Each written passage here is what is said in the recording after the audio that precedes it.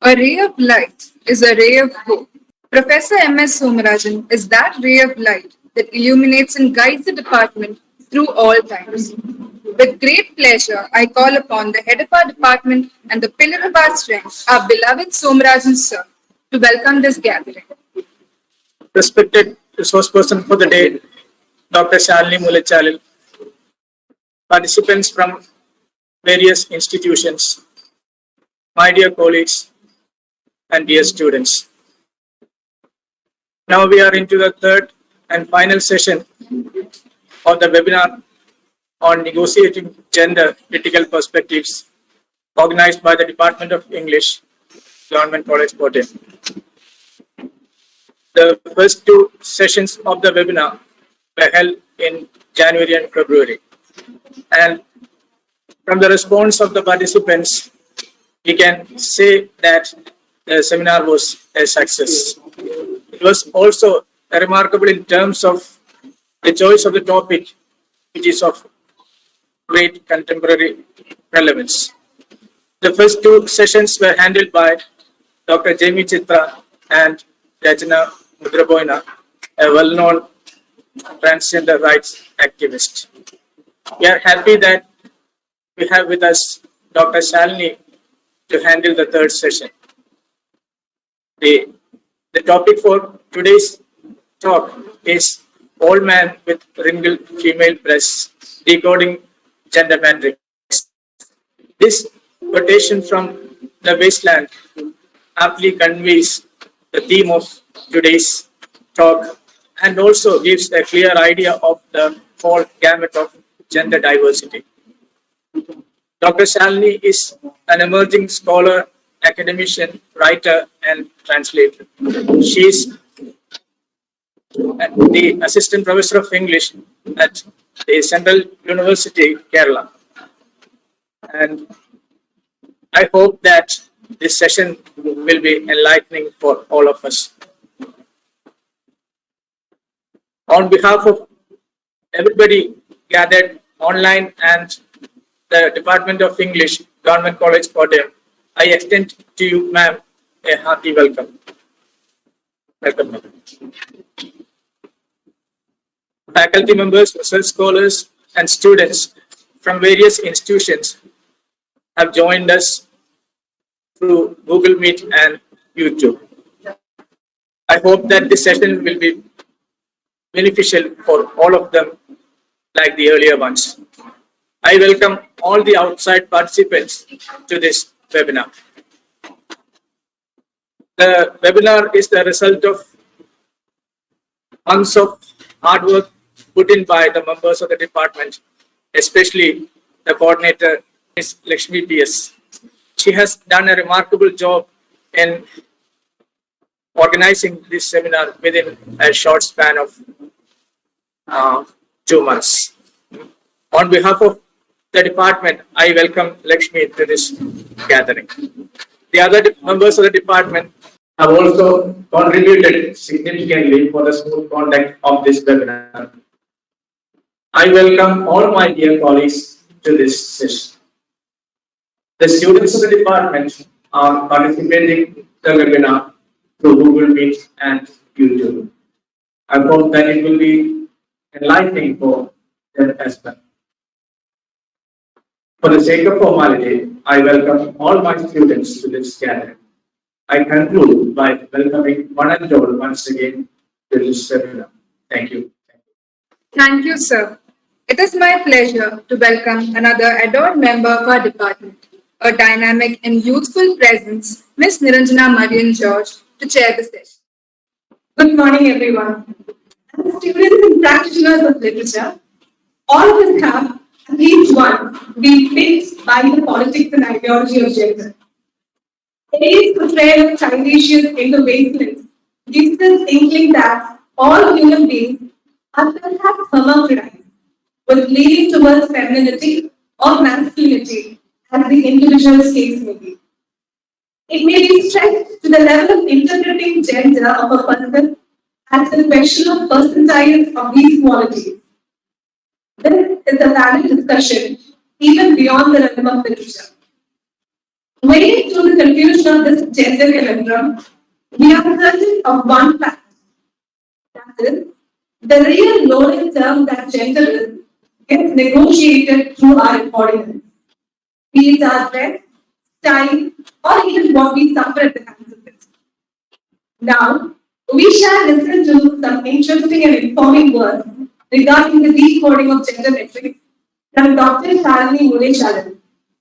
She is an assistant professor at the Department of English and Comparative Literature, Central University of Kerala. She received her research degrees, MPhil and PhD from Hyderabad Central University.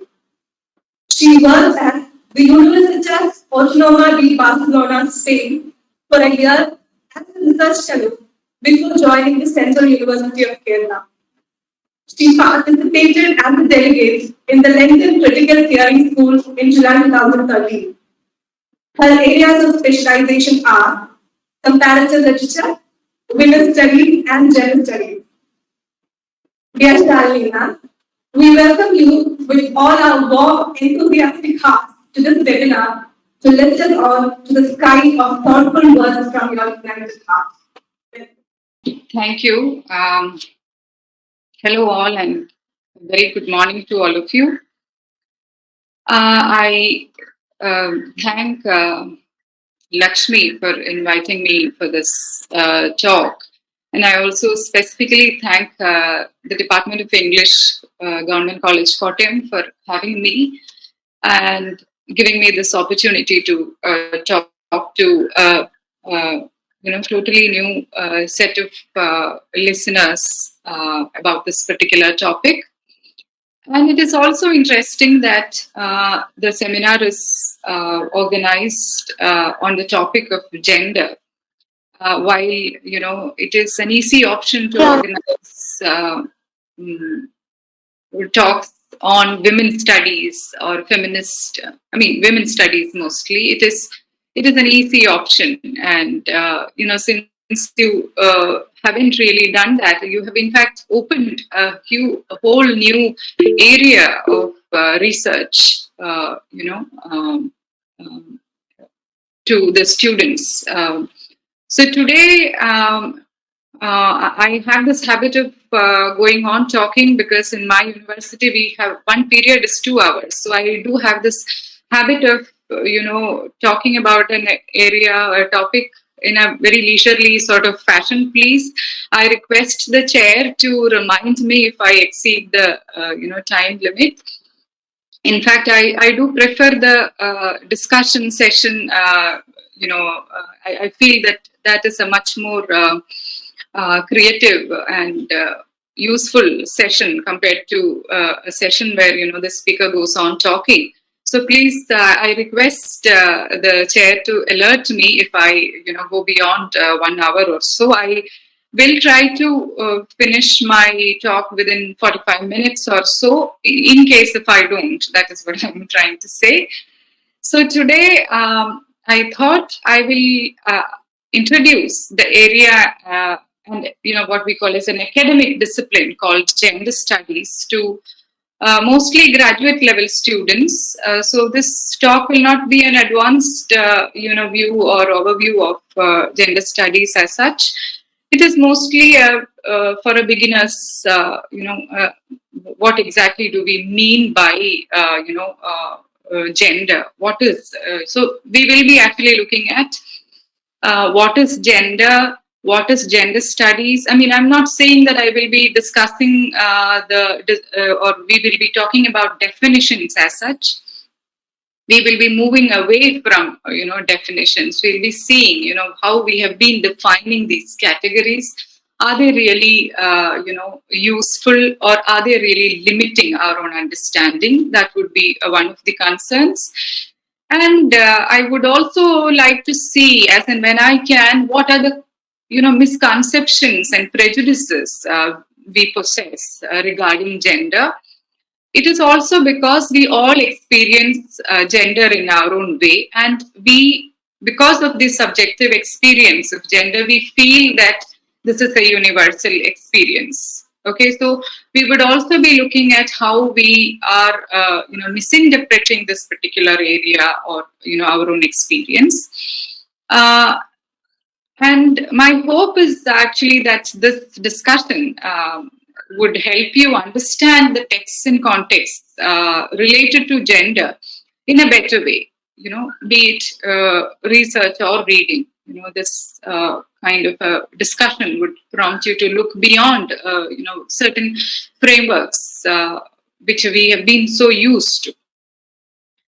And since I am giving you a gist of gender and its possibilities within academia, because of course I'm not a gender activist, we are so used to living in a very heteronormative sort of world. Our sensibilities are mostly informed by our readings, our own, interrogations, etc. So my talk is definitely an academic kind of one.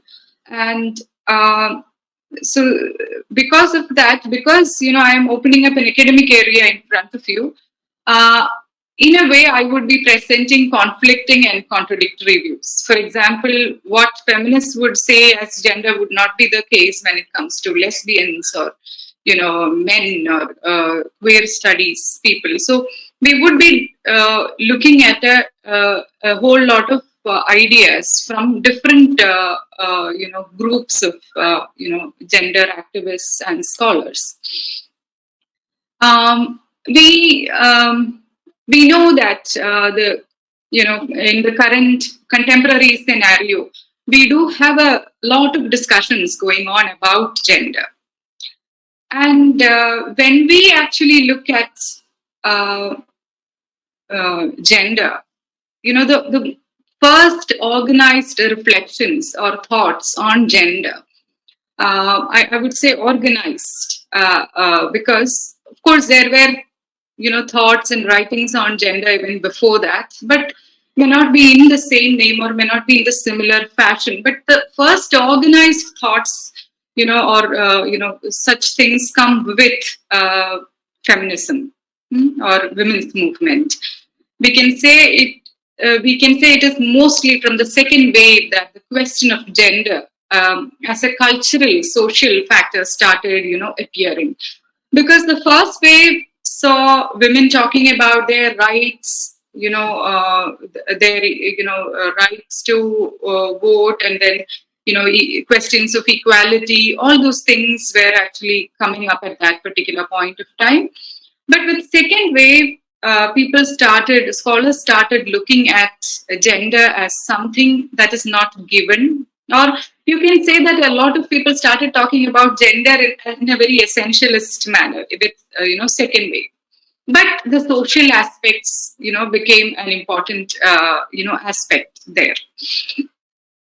And we know that this whole idea of this whole theory of what we call as the interplanetary theory of women started coming in. You are probably aware of that particular book, Men Are From Mars and Women Are From Venus, sort of thing.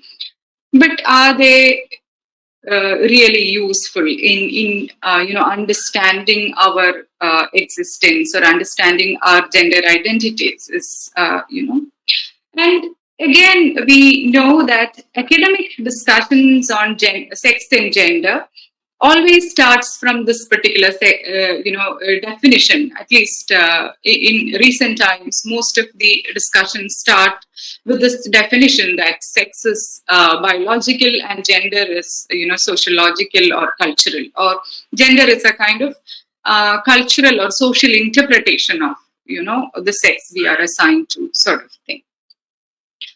And we do have a lot of coming out stories of lesbians and transgenders, gay men, a lot of other sexualities. We saw all these things in the recent past, but somehow when we talk or when we in our everyday life, we know that men and women are actually considered still as the classical other for each other, or men is the normative thing and women becomes the classical other.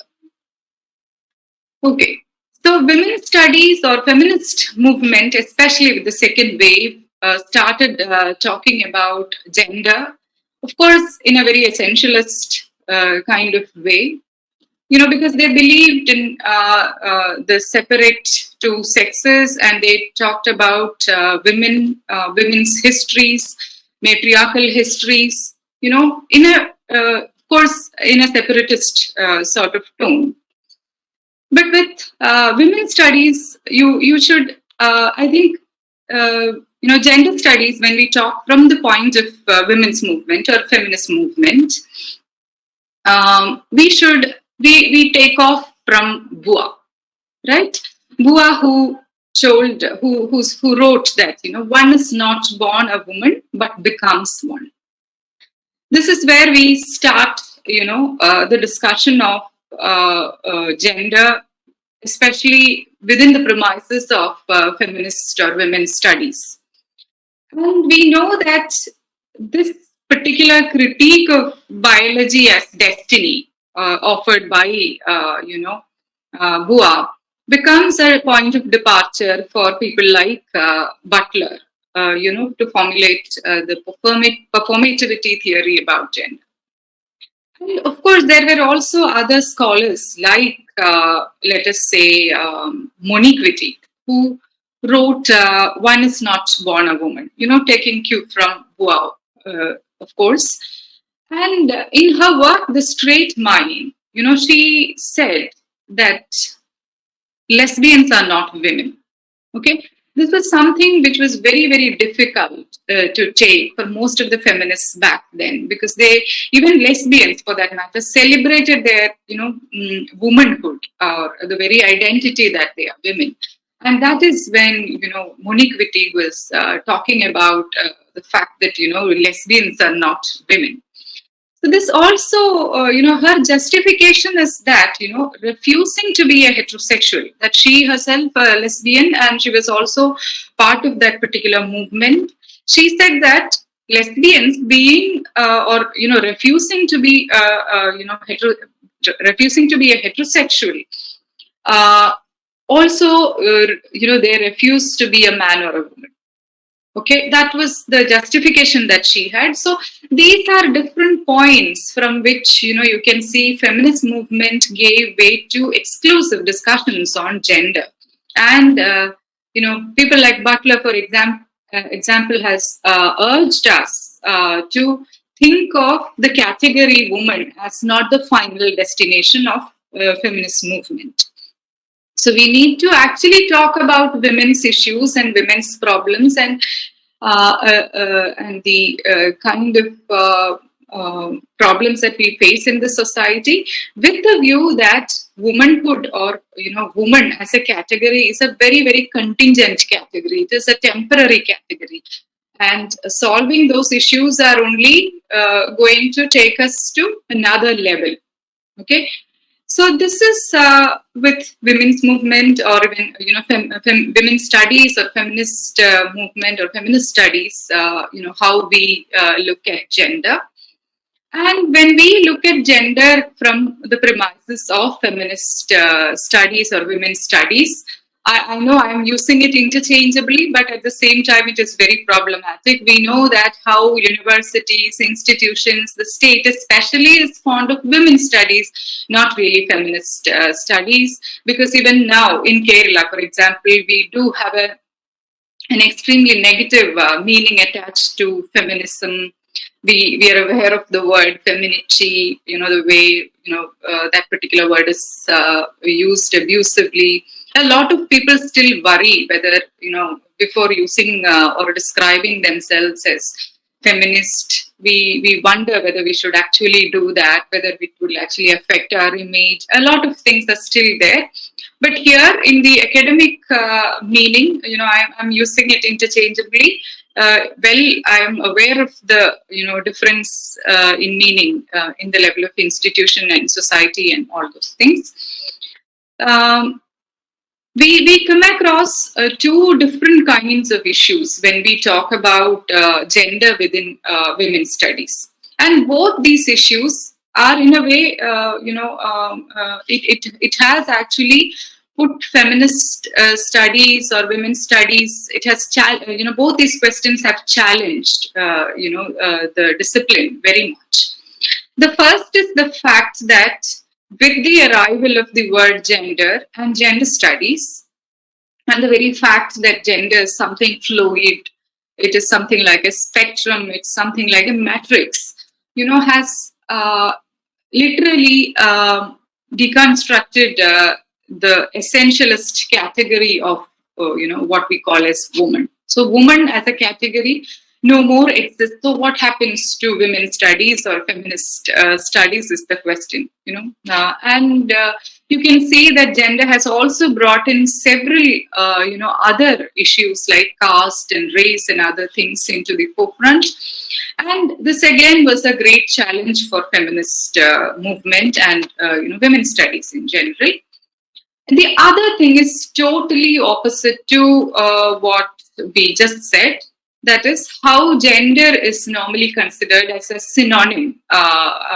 This is an idea that is put forward by Nivedita Menon in her work. That how gender is normally considered as a kind of synonym for women.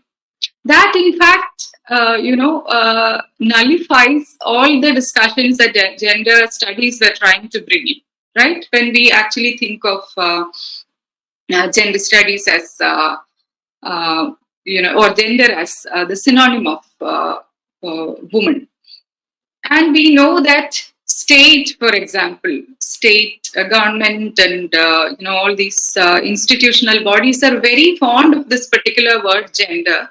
You can look at the WHO website, WHO website, how it talks about, gender, and you have different kind of, developmental indices where, women's issues and women's lives become an important factor.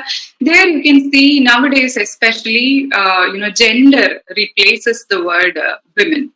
So this is again another problem. It is in fact a failing. It fails the cause of gender studies itself, and these are things that we should be aware of as we step into this particular area called gender studies from the premise of women's studies.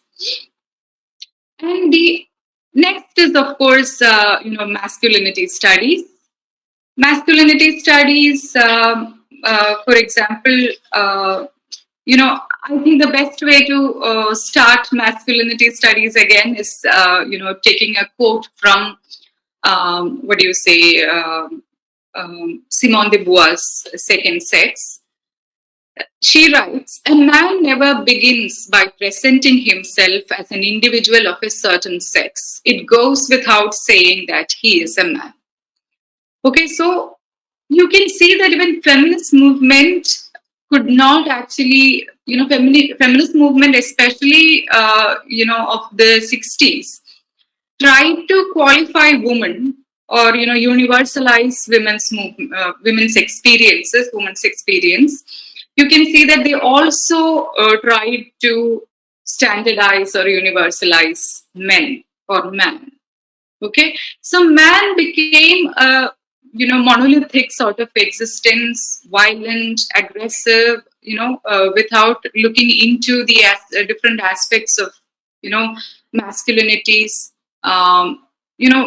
So you can see that masculinity studies emerged as a new sort of discipline within gender studies to look at different kinds of masculinities that are formed, around. And you are probably aware of, the works of R.W. Connell and Michael Kimmel. These are, some very important, theorists in the area of masculinity studies.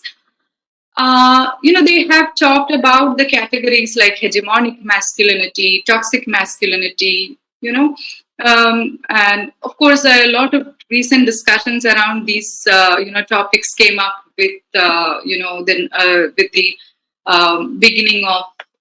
with the release of the movie Kumbalangi Nights, different Mohanlal movies, how, masculinities are organized, around certain other identities like caste and all that.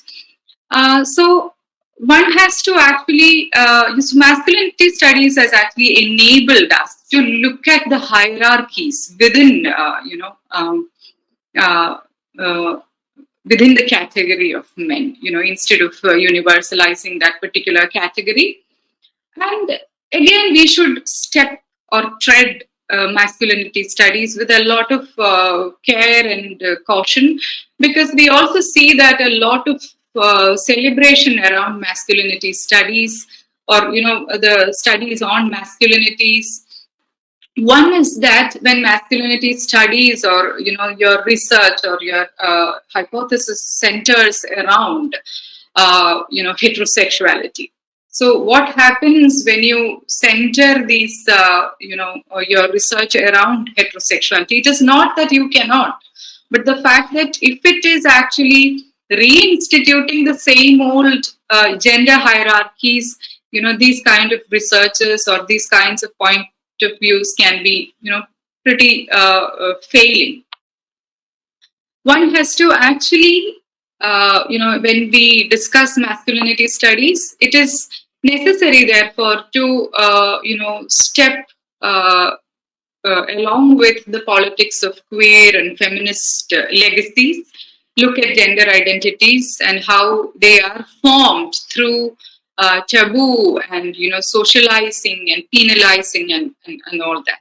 So instead that is one of the precautions that with which one should enter masculinity studies. Are we really centering our discussion around the much celebrated and normative heterosexuality? Are we like reinstituting gender hierarchies within, are we reinstituting, gender hierarchies which are already out there?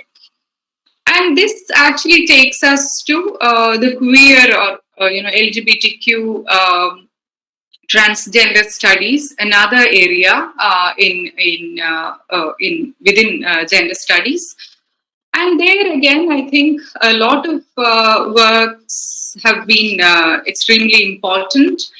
One is the work by Eve Kosofsky-Sedgwick's Between Men, English Literature and Male Homosocial Disorder. This came in 1985. So gender studies with a lot of, inputs from activists and scholars who talked about queer, LGBT politics. This started around 1980s and 90s, which we should actually, we should actually ideally go back to those texts to see how it basically questioned this, idea of men and women as, classical others to each other.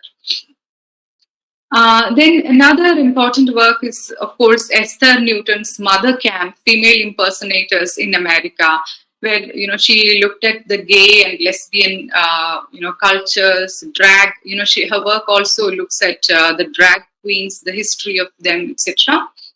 And again, the most important for, most of the, work around gender is, of course, the history of sexuality, which was published in 1976 by Michel Foucault. How his work actually talked about or challenged the universalizing claims of psychoanalysis and biology. And he has also talked about how the normative as well as dissident sexualities, non-normative sexualities are culturally converted. So there is, and these are all these ideas about what is an ideal couple, or what is the socially sanctioned form of sexuality, the form of all those things you can see are, he says that he proposes that these are all historically contingent. And as a matter of fact, he also says that sexual perversion, which was actually, a way of putting taboo against certain other forms of sexualities, you can see how he said that it is not a universal constant. What is perverse in one culture may not be perverse elsewhere. Okay, so he actually prompts us to look at a lot of legal, medical, and political discourses that came out in 19th century for increased or aggravated social control that state wanted to impose. So all these normative standardizations basically happened as a result of all these discourses, all these scientific as well as medical, legal discourses coming together to form a larger discourse of how to effectively control bodies, human beings. So these are actually some important works that we should look at, and which would actually take me to different works of LGBTQ scholars and activists. I don't know how long I can spend. Maybe we can take up these issues later in the discussion. I think it is Julia Serrano, a person a scholar who wrote the work Whipping Girl. She has actually talked about her experience as a trans woman.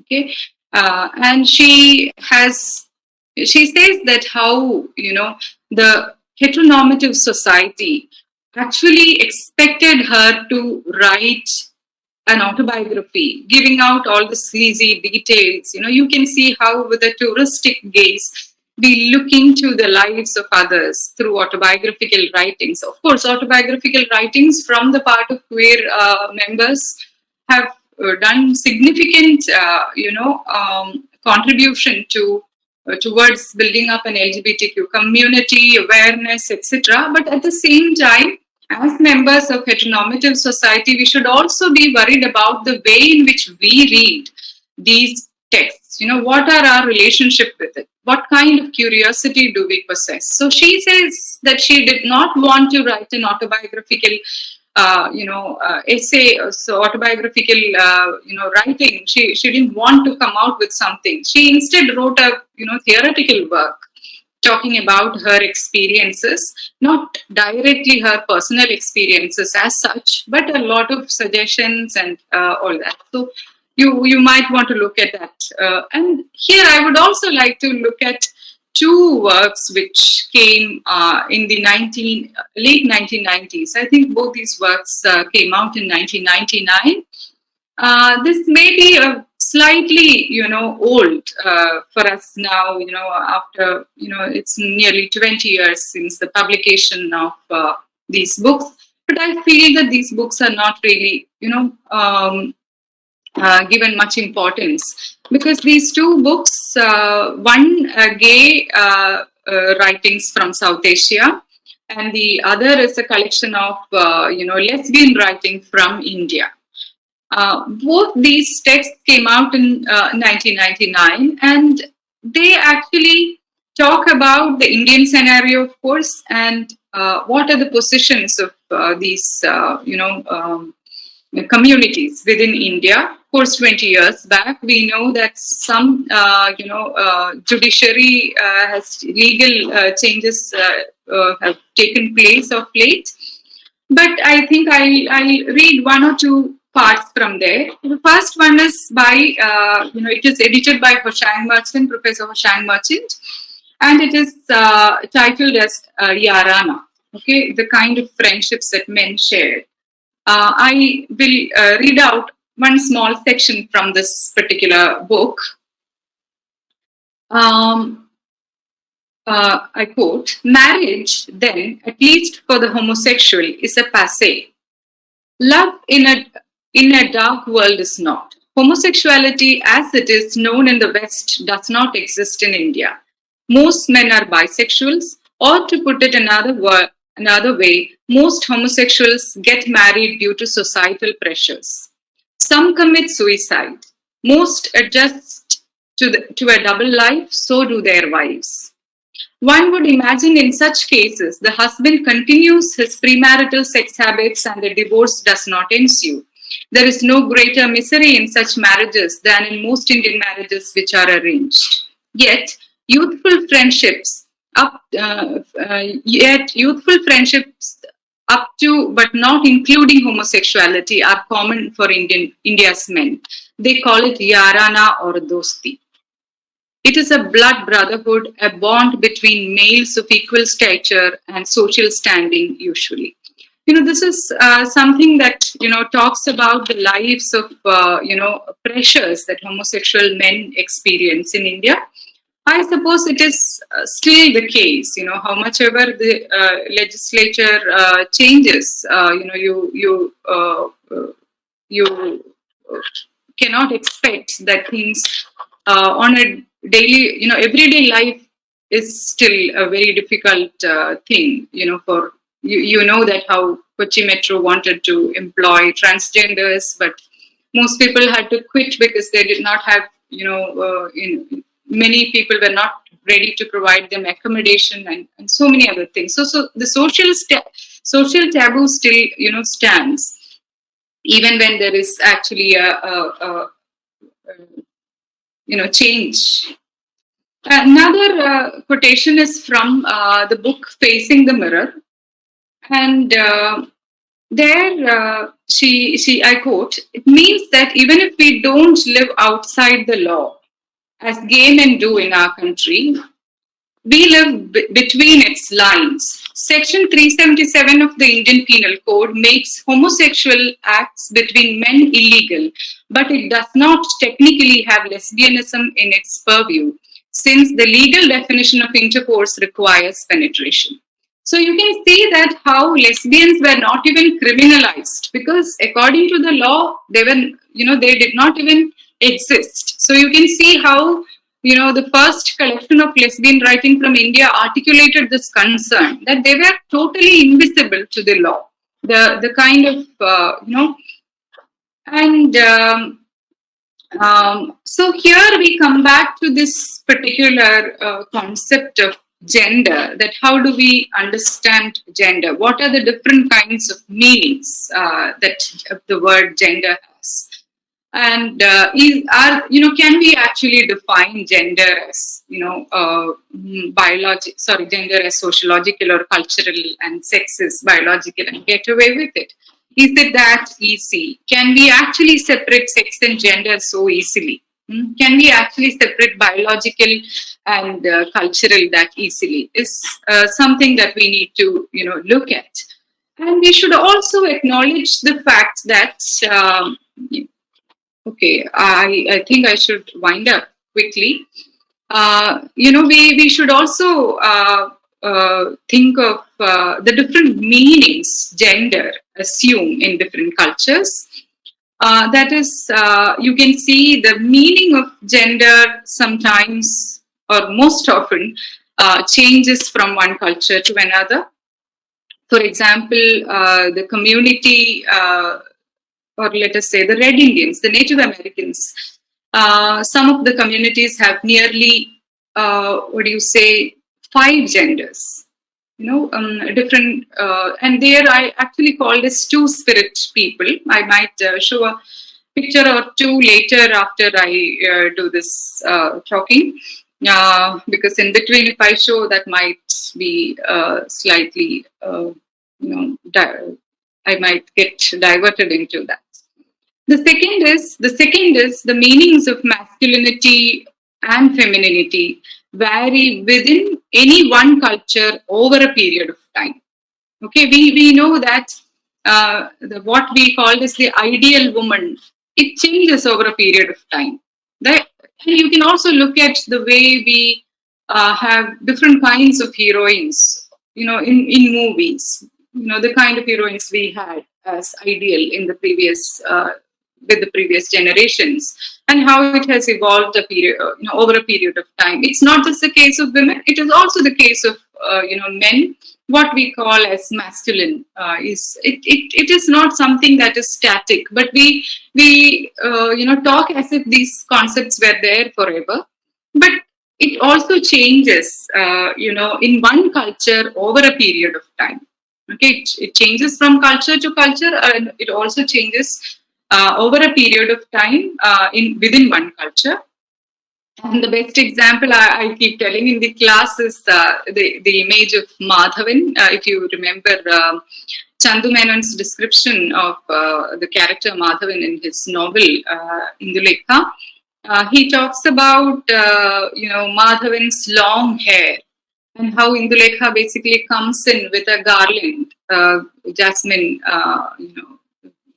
flowers to put on his hair, and his hair, it falls up to his knee or something. You can see that how all these, that description was supposedly to give you an idea about how masculine Madhavan was, how attractive he was. Whereas you can see how a lot of things have changed, from that, and we find it probably weird that a man has, of course, we have man buns and all those things which have, come back now. However, that is there. Then again, the meaning of masculinity and femininity will change as an individual grows. So even for an individual, you can see that the meaning of masculinity and femininity, or anything for that matter, it changes over a period of time. Okay, and then fourthly, the varying notions or meanings within any particular culture, class, race, ethnicity, age, sexuality, all these things, will carry different meanings of masculinity and femininity. Devika has talked about Kulastri and Chandapenna. You also talk about, you also have similar instances. Bell Hooks talking about different kinds of masculinities. Franz Fanon talking about different kinds of masculinities. That is, black men and their masculinities, etc. So when we actually look close to gender studies, we realize that the interplanetary gender theory basically doesn't hold. It collapses. That the very fact, the very saying that men are from Mars and women are from Venus, it doesn't really hold. And again, even when we have this very advanced discussions on gender, when in everyday life, we still define gender either in terms of physiology or in terms of sexual orientation. So that is again something that we should look at. And outside this theoretical premises, how do we understand gender? So Butler, for example, talks about the performative aspect of gender, that I don't become woman on one fine day morning, or I don't become a man on, just as, or it is not an essential category that I have been like this. And she, of course, taking her idea of performativity and, body, etc., from the philosopher Merleau-Ponty. She says that how one does one's body. It's not that we are so natural and not very conscious about ourselves, etc. We have trained our bodies to, operate in a particular way. That how we operate at home and how we, function outside. We know what is proper, where and when, etc. Right? So that is also there. So body in that sense is a kind of, historical idea. It is a kind of convention that, you are feminine or masculine because you are used to function in a certain way. You are used to train your body in a particular way. You will understand this in a much more effective way because most of us have been told off as to perform our gender more carefully, right? We were told that how we should sit, how we should stand, a woman shouldn't do like that. Women won't sit like that, or to say that we have sayings like be like a man, own up. There are so many uh, such things. So this illusion of so we all have been accused of failing to do gender. We somehow try to successfully, or it is like a tightrope of walking. Very carefully we need to organize our bodies and our performances. So Butler says that gender as an unchanging essence is basically an illusion, that it is not there, and it is basically performative. And what we have as gender, or what we understand as our body or gender performativity, is basically stylized repetition of facts. Actually, it has no internal meaning. It is internally discontinuous, actually, as she says. But it is basically the stylized repetition of facts. You've seen, you've tried, you imitate, and if you don't imitate properly, you have you have to face taboo, penalizing,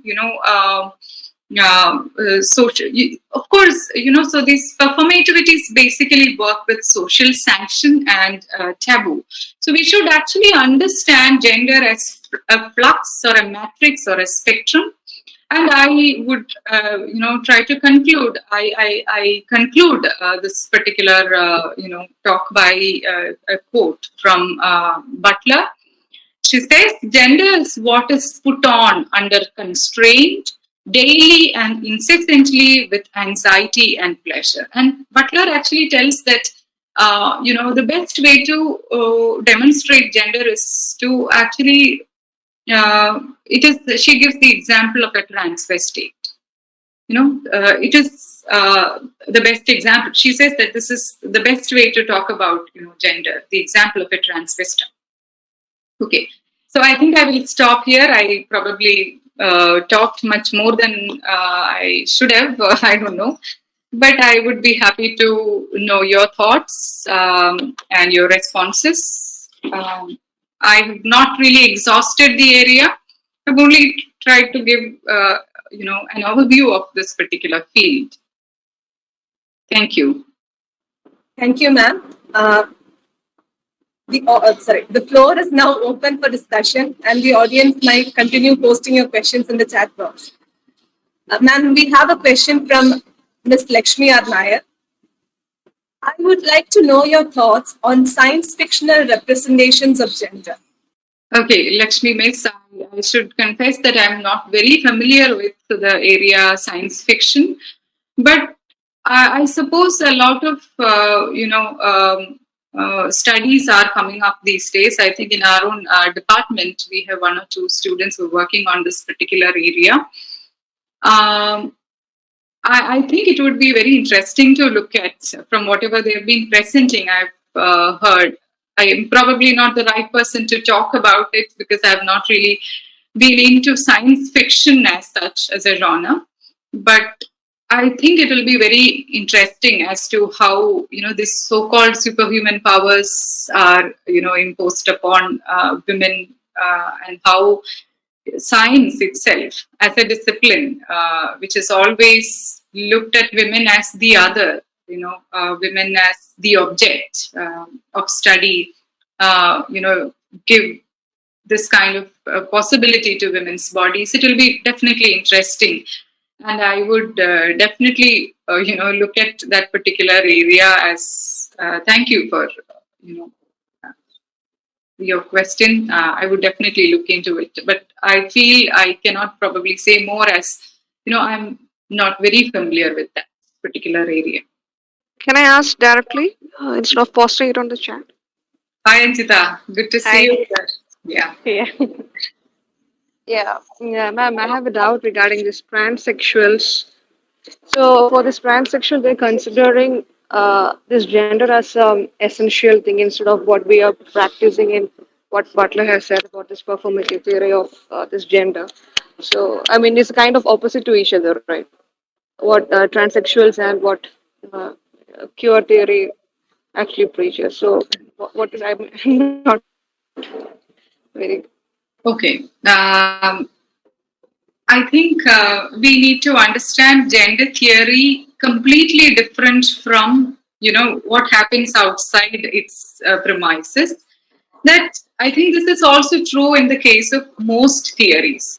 This is also a misconception many have when, they deal with a particular research area and read, the corresponding theoretical field, that we always think that we can actually transplant this theoretical frame into the field. But more often, you should understand theory, especially contemporary theory and especially gender theory, as something that explores the area. And it's more hypothetical, I should say. And therefore, you can never actually find any kind of harmony between your field and the theory. Okay, so when, for example, Donna Haraway talks about cyborg, it's a very hypothetical sort of position. Of course, it helps us to widen our, horizon and look at, characters. So I think when we talk about lives, real lives outside the academic sphere and, sexualities, we know that gender and sex, as I told you, are not separable. Those are probably conceptually separable. But, as they say, how do you explain gender and sexuality? Gender is who you are when you go to bed. And sexuality is, that is about who you go to bed with. This very simple way of, distinguishing these two. But I think, you are, even when you go to bed with somebody, you are what you are, right? Of course, somewhere inside. So these are actually conceptually not separable. And that is why we can not probably transport the theoretical frame directly into what we actually see in real life, or the way I experience, my femininity. We know that even, we do perform certain things even when we know that those are constructed. I mean, that's the way of the world. But I feel gender theory has enabled us to accept different kind of sexualities, different kind of identities. I don't know how effective it is when it comes to everyday life, but a lot of things have changed. So I think pansexuals or lesbians or even queer, different kinds of queer identities would find it difficult to understand their own identities with reference to the theoretical explorations. It helps us open up. And also, these are basically hypotheses. Theory, in that sense, is a very creative thing. Even before it happens, in life, theory can go beyond that. And it is also, it's not the theory is completely in opposition to the life outside. It definitely takes cues from there. And then, yes. thank you. I'll talk about it later. Yeah. Okay, Anjita, good to see you. Thank you, ma'am. The next question is from Ms. Lakshmi P.S. Can you please elaborate on the discourses that come under masculinity studies? Okay. Yeah, masculinity studies. I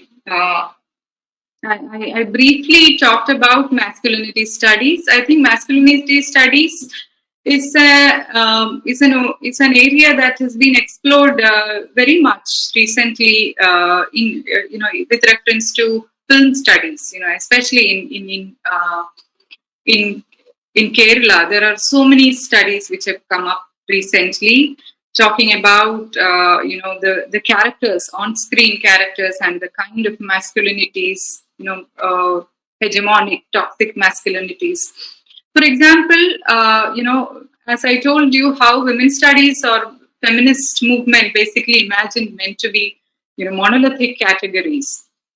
Masculinity studies, those which are not centered or celebrating around heterosexuality, those streams of masculinity studies focuses on the focus on different aspects of masculinity, different kind of hierarchies of masculinities. For example, how a Dalit masculinity is organized. What are the kind of social sanction and taboo that configure his identity. Black men's identity, the upper caste male identities, and all those things. So you have to also consider. So unlike feminist studies or women's studies, which basically focused on women as an essential category or as an a category which has to undergo change, masculinity studies, if it is undertaken within the spirit of queer or gender studies in general, it has to actually look at these hierarchies within the category men. And there I think we can actually see that men also acquire masculinity through different kinds of socializations, and it doesn't come easy to them as well. Okay, they do get a lot of perks. At least the privileged men do get a lot of perks to continue performing their role as men. But at the same time, it is not something that comes so handy to them. So as part of my class, I normally ask students, where there any instances where your masculinity or femininity or your gender identity in general has been put into question. And they've actually told me several instances, men, boys too, talking about how they've been told, they've been told to own up or to be like a man, or to stand up against something, to fight, to be aggressive, and so on. So it is necessary that we look at masculinity studies too carefully, because all these identities are part of this flux and therefore are dependent on each other. So you cannot actually bring in change only for one particular category of gender identity. I hope that is clear, Lakshmi. Yes, ma'am. Thank you. The next question is from Ms. Adira Sri. What is your comment on the criminalization of same-sex marriage in India? I think, of course, that part has changed. We did have some change in our legislation of late. However, we should also look at that part a little more cautiously, that all of a sudden a state is actually accepting same-sex marriage is also something we need to look at carefully, because the state, while legalizing marriage between the same sex, would also expect the same-sex people to indulge in monogamous marriages, produce the same heterosexual marriage values within their marriage system. So I think that would be a challenge for the community at this point of time. Of course, criminalizing, as I told you, they only criminalized gay marriages or gay relationships back then. They did not actually criminalize lesbian. They did not even mention about them. That was the thing that I read about from Ashwini Suthankar's book. How lesbians are not even considered. They are even outside the picture. They are not even accepted as a category. So, however, this new changes definitely should we should actually move with a certain amount of precaution, because we know that state is also about putting taboo and normalizing something that doesn't happen as it is. It is also to put a lot of restriction on different kind of sexualities and the way it is. For example, how gay men had bars and sex clubs and all those things in Mumbai at one point of time. with the legalizing of these relationships, you can see how the concepts of monogamy, family, settling down, etc. Not saying that those things, if you want to have it, are bad things, but you can see how these are also, limiting in several sense. Thank you, ma'am. We have another question from Ms. Adra Sri. Recently, we have seen a bloom of female food bloggers on YouTube. For them, it is a means of gaining an income. Though they find some kind of agency for themselves, isn't it still sticking on to various gender roles, even as male food bloggers are still known?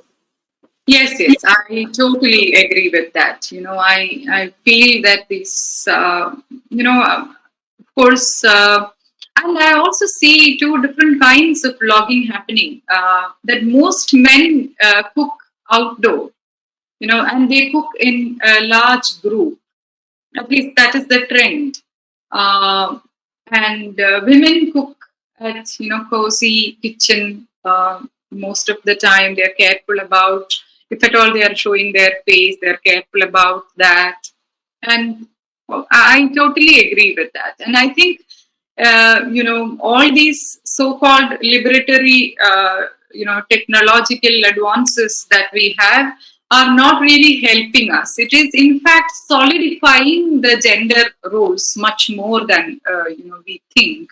That I keep talking to my students about how the woman, the mother in the advertisements are getting younger and younger, capable of doing more things, there's the super mom sort of thing, that it is not really helping.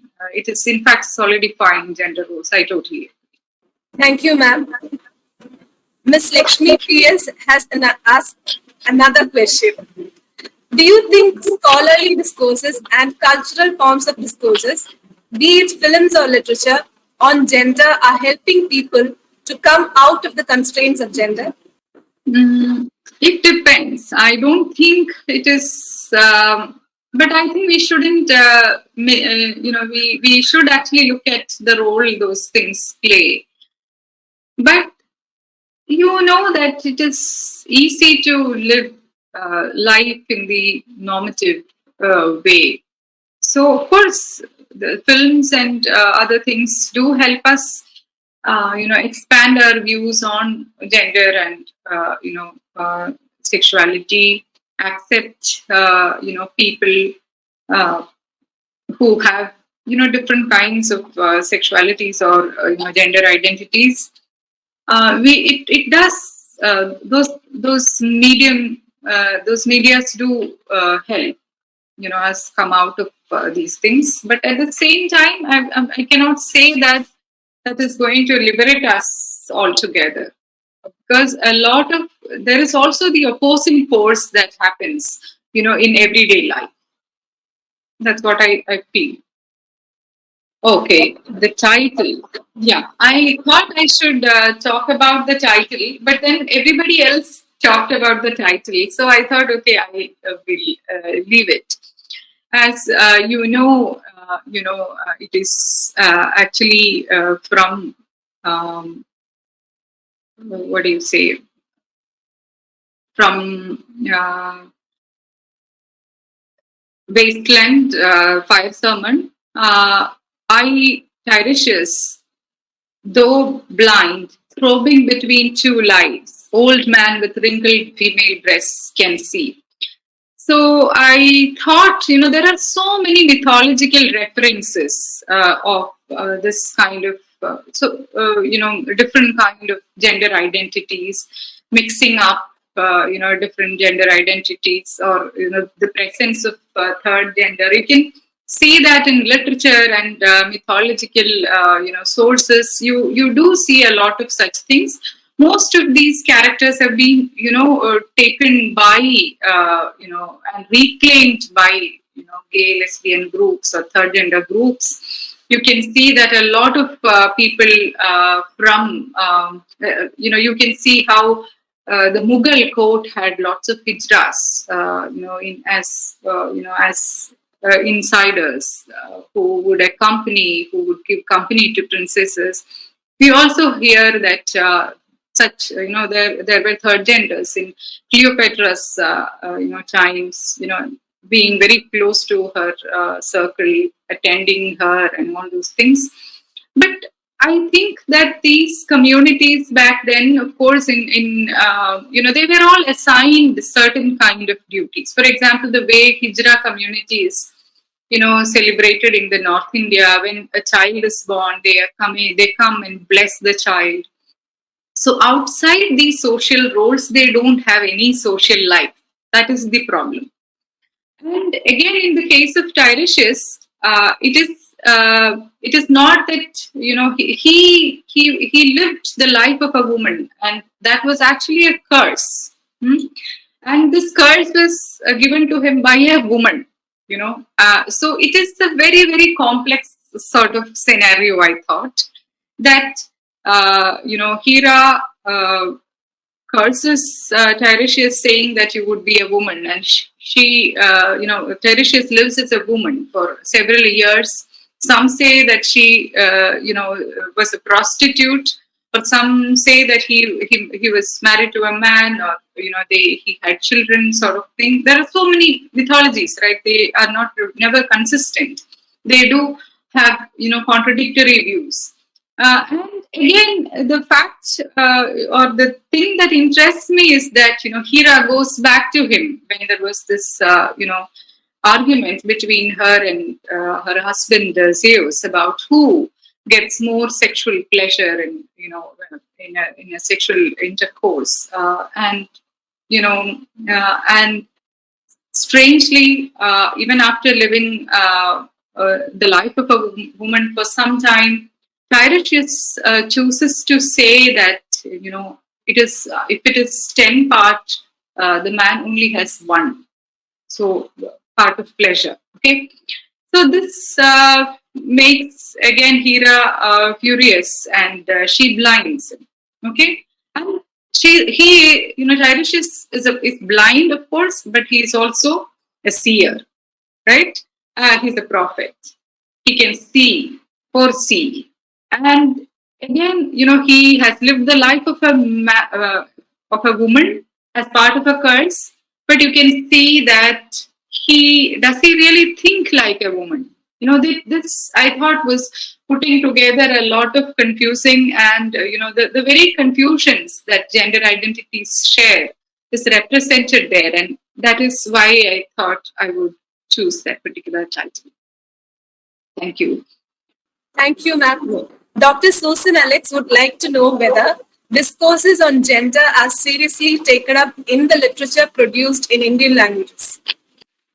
I think this is the perfect example of what I said as one of the misconceptions associated with gender studies in Indian academia, because most often you see that gender studies is misinterpreted as women's studies, and gender issues are always misinterpreted as women's issues. So I feel that gender issues are not properly understood in the context of, in the Indian context, because socially and institutionally, we are more comfortable using the term woman, and gender most often, takes that place. It doesn't change the meaning, that it just acts as a kind of synonym, as Nivedita Menon points out. That is what I feel. Ajay Krishnan, why are you here? Many of my students have come. Could you comment about Islamic feminism? Apart from its academic merit, how much political or progressive is this approach? Again, I'm probably not competent enough to talk about, Islamic feminism, because I've not really read much into that. But of course, I don't know that way. I don't know how progressive it could be or how political it is. But it basically addresses the stream that I am familiar with. Mostly addresses how the West and the rest of the world, or the West basically assumes that, they can talk about anybody, or they can talk about anybody else's problems.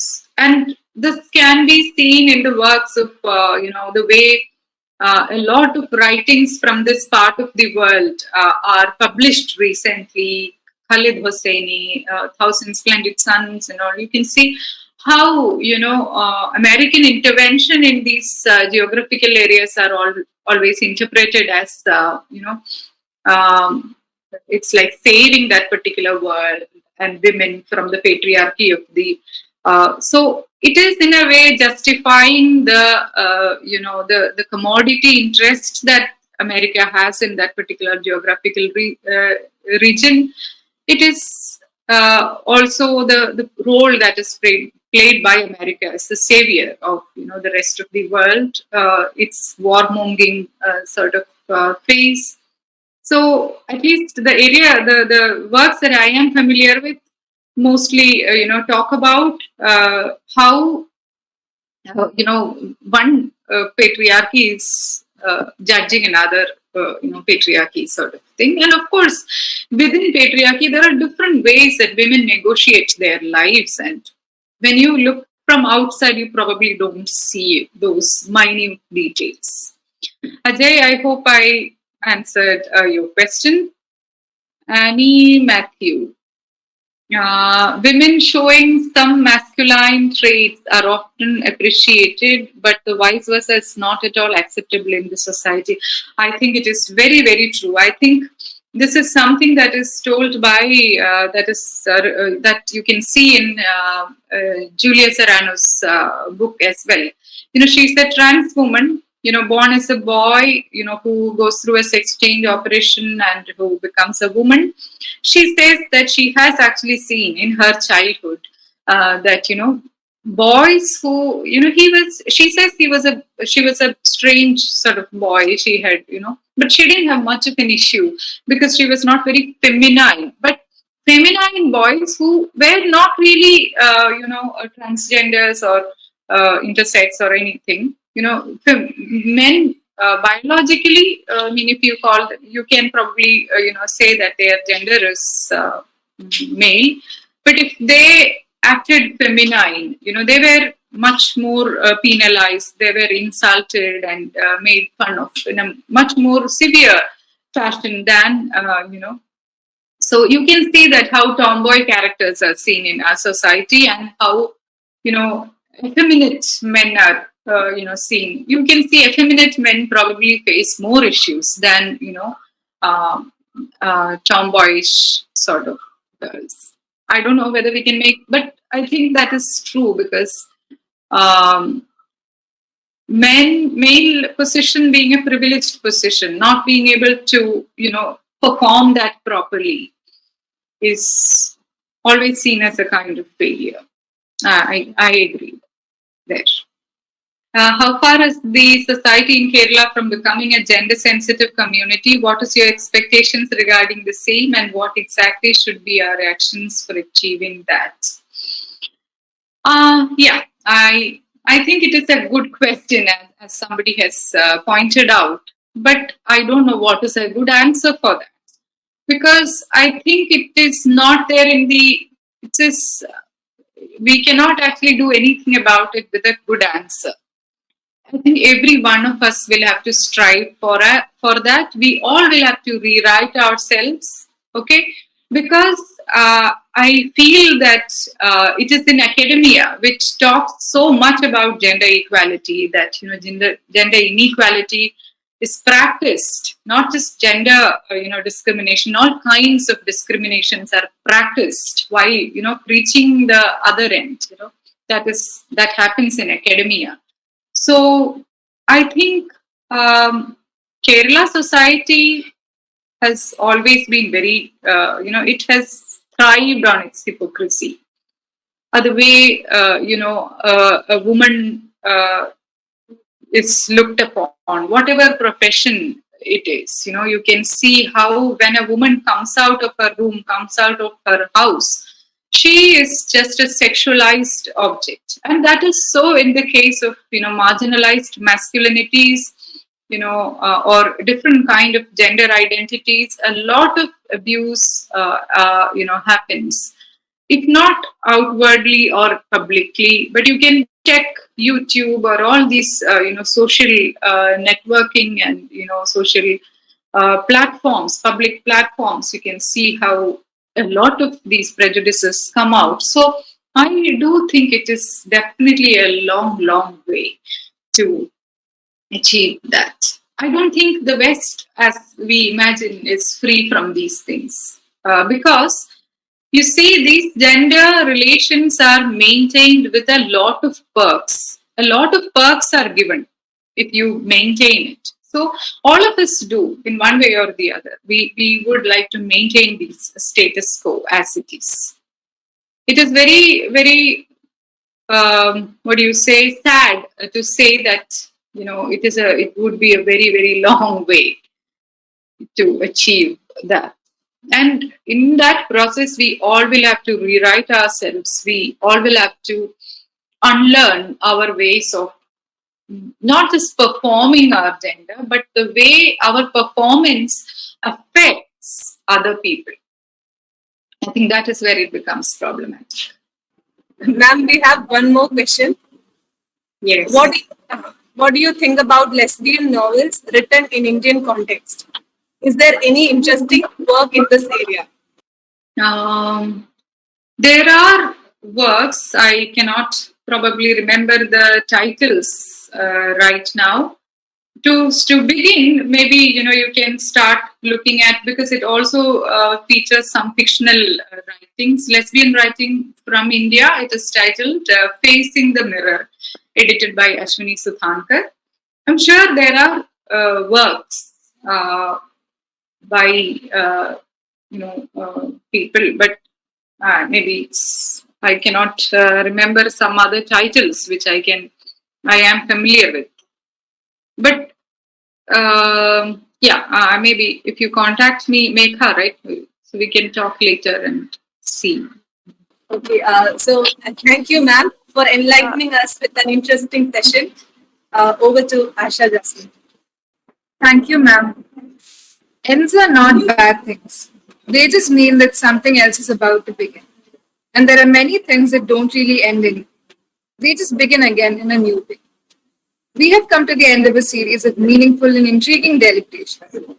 I invite Ms. Lakshmi PS, a resourceful organizer and the coordinator of the webinar series, to propose the vote of thanks.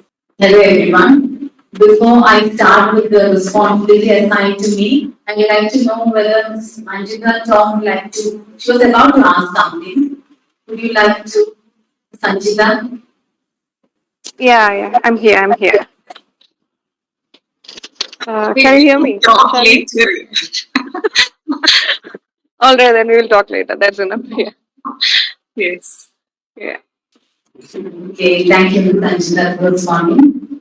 And here we come to the concluding part of our webinar series, Negotiating Gender, Critical Perspectives. Today we listen to Dr. Shalini Mullechalil, deliberating on gender studies as an academic discipline.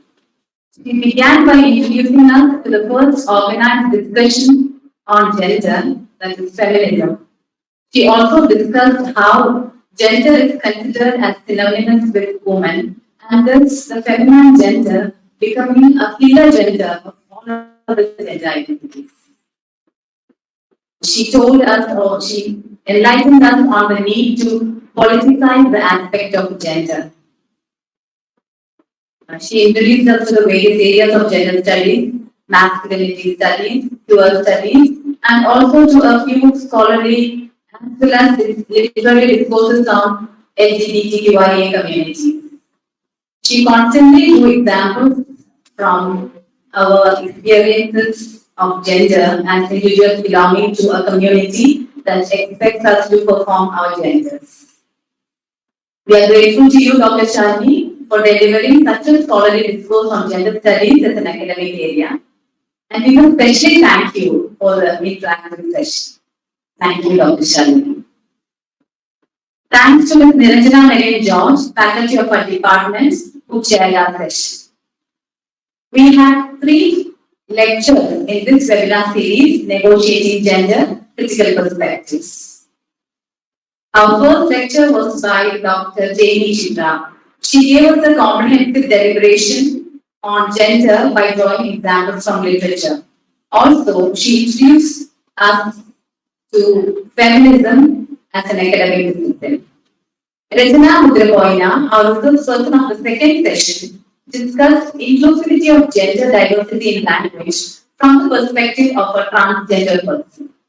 And today's session, Old Man with Wrinkled Female Breast, Decoding Gender Metrics by Dr. Shalini, has introduced us to the various areas of gender studies as an academic discipline. The webinar series was initially planned for the undergraduate students of the Department of English of our college. We decided to extend it to the students, research scholars, and faculty members of various colleges and universities as the online platform offered such possibilities. We are grateful to Sijo Matthew, sir, of the Department of Botany for live streaming the lectures through YouTube, which made it possible to admit participants from all around India. We had as participants students, research scholars, and teachers from as far as Jharkhand, West Bengal, and Punjab. The webinar series was realized by the vision and systematic efforts of a few people of Government College, Kottayam. We are grateful to our principal, Dr. R. Prakash, for inaugurating the webinar series. It was Dr. Prakash's proposal that every department should host a webinar series during this academic year. Our IQAC coordinator, Dr. Steno Jones, extended his support to the successful conduct of the webinar series. We thank the members of the faculty of various departments, Sijo Matthew Sir, Department of Botany, Dr. Anish Sheyu, Department of Geology, and Dr. Ranjit Mohan, Department of Commerce, for supporting us with technical expertise. We should thank the technical team of our department, Anita Rajan, Akash, Farsana, Asha Jasmine, Aparna Verma, Ashudev, Asif, and Anju Alexander for consistently working behind the screen for making this webinar series a successful one. I thank Steffi Matapalli and Saran, also Jewel, for helping us today. Thank you, Asha Jasmine, for comparing today's session. Special thanks to Anu Sabu of the Department of Zoology for preparing the e-certificate. I extend my sincere gratitude to our head of the department, Professor M.S. Somarajan, for meticulously delegating the responsibilities to the members of the faculty and the students and for constantly supporting us. I am thankful to my fellow teachers, Dr. Lakshmi R. Nair, Ms. Esther Joseph, Ms. Priya Moore George, Ms. Annie Matthew, Ms. Niranjana Marian George, Dr. Susan Alex, Dr. Celine and Shanti and Jacob sir for always being there to play their role gracefully and to extend all help whenever sought. I extend my gratitude to all the students, research scholars, and members of the faculty of various colleges who became part of the webinar series. It gives us great joy that we were able to take knowledge to such a vast audience. With immense gratitude to one and all, let us wind up for now. Thank you.